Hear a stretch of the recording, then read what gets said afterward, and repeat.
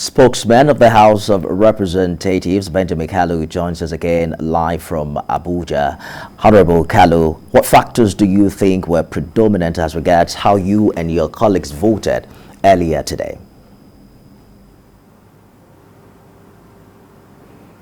Thank you very much. As you know, this is the Parliament of the people, and because we have the mandate of the people, not our own mandate, whatever we do in the Parliament must reflect this mandate. Whatever we do in Parliament must reflect the desires, the hunger, the need of the people. The need to amend the Constitution has been there for quite a while now. Nigerians have been looking forward to having a time like this. And because of that, we prioritize on this responsibility when we promise Nigerians that after the Electoral Act Amendment Bill, which we have passed through, the next will be this constitutional amendment. And we have not only talked the talk, we have walked the talk today by sitting down to look at the biggest in-depth review of the Constitution of the Federal Republic of Nigeria since 1999. And 68 reviews covers a range of areas from judicial autonomy to local government, financial autonomy, to the autonomy of the legislature at the state level, to education, free education as a fundamental human right for our children, and independent candidacy. So we looked at both electoral reforms, both strengthening the judiciary and the legislature and all that. So I'm happy today that we're able to achieve what we achieve, knowing fully well that this will advance our democracy towards the right direction. This will add bricks to the nation-building effort that all of us have been involved in. If you ask the judges today, the people in the judiciary, whether unifying their retirement age and pension and all the rest of them, whether it was an issue that bothered them most and affected the work they were doing, they will tell you yes. And today we resolve that they should have a unified retirement age between the state and the federal government. I'm a member of the Federal Judiciary Committee, and I have been on the forefront fighting for this to happen. Today it's happened.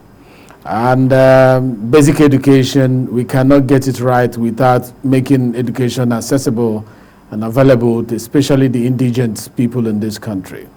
And we looked at the local government. If you want to develop the nation, if you're serious about nation building, truth be told, it starts from the local government, not from the top-bottom approach we've been using. It has to be from bottom-top approach. I said so because the means analysis that we use in building our budgets and all the rest of the things that we do. Absolutely. They start. I agree with you, Honorable Kalu, if I can button very quickly, that some of the decisions of the lawmakers are tallied with the desire of some stakeholders, particularly the decision with the local government autonomy. We saw labor unions even protest in this regard a few days ago.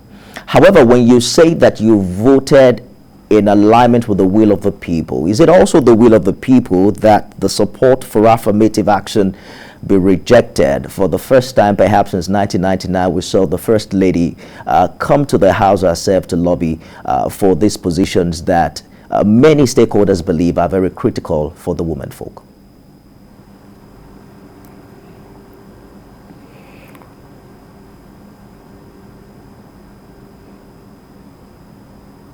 I agree with you.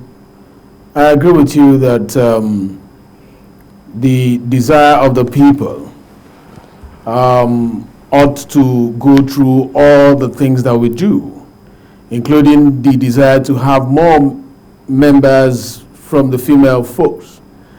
It is the desire of the people. But you see, the process of lawmaking has sustained this desire from first reading to second reading to this stage, to committee level.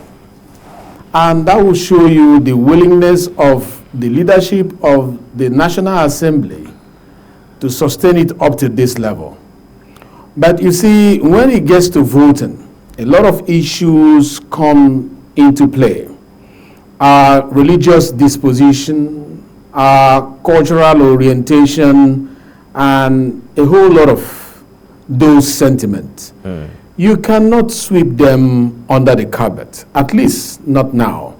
To pretend as if they are not existing, to pretend as if they don't play a role in how the National Assembly conducts their affairs is to deny, to live in a fool's paradise and to tell ourselves lies. When it gets to issue about women, it becomes very sensitive. And it played out today, but we also saved the day.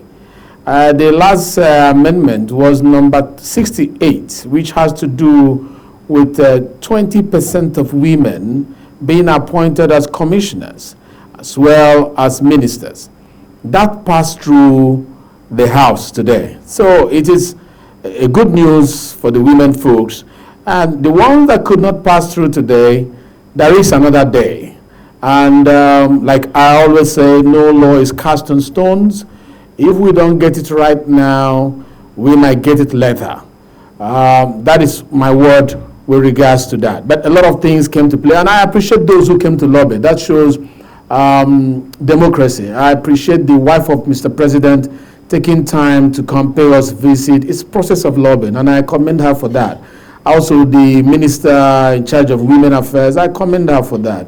She was dogged in fighting for this, as well as we saw today the wife of the vice president, and she also came to lobby to support the first lady, to support the minister of women affairs, and also the women in the house needed that support from her. But you see, lobbying is not only what is needed. After lobbying, you need to make sure that the issue of this sentiment, the advocacy, should be channeled towards reducing the impact of these various orientations, cultural and religious sentiment in decisions like this. So there's more job to be done there.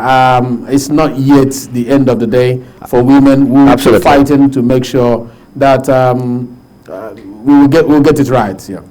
I'm curious to know how you voted in that regard.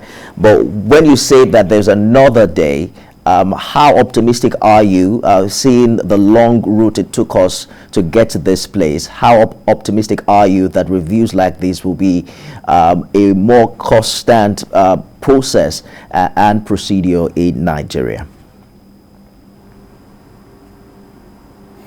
Yeah, when you say you wanted to know how I voted in that regard,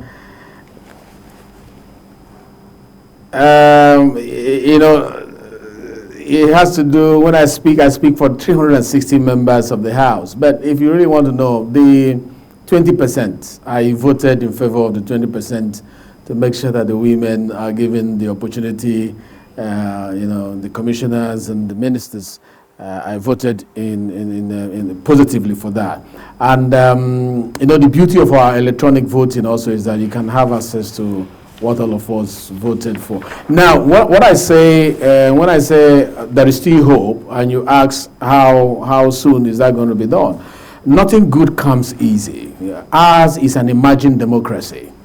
We may not get everything done the same day, but if there is a political will and a desire, a roadmap towards realizing it, definitely we are not going to get there. Remember how long it has taken Electoral Act Amendment Bill to be achieved, and this president was serious about it, and we got it achieved. Remember how long it has taken the PIB that finally became PIA for it to get to this point. This president decided it was time to get it done, and the leadership of the National Assembly, I give them credit, and a whole lot of other issues that we've been working on.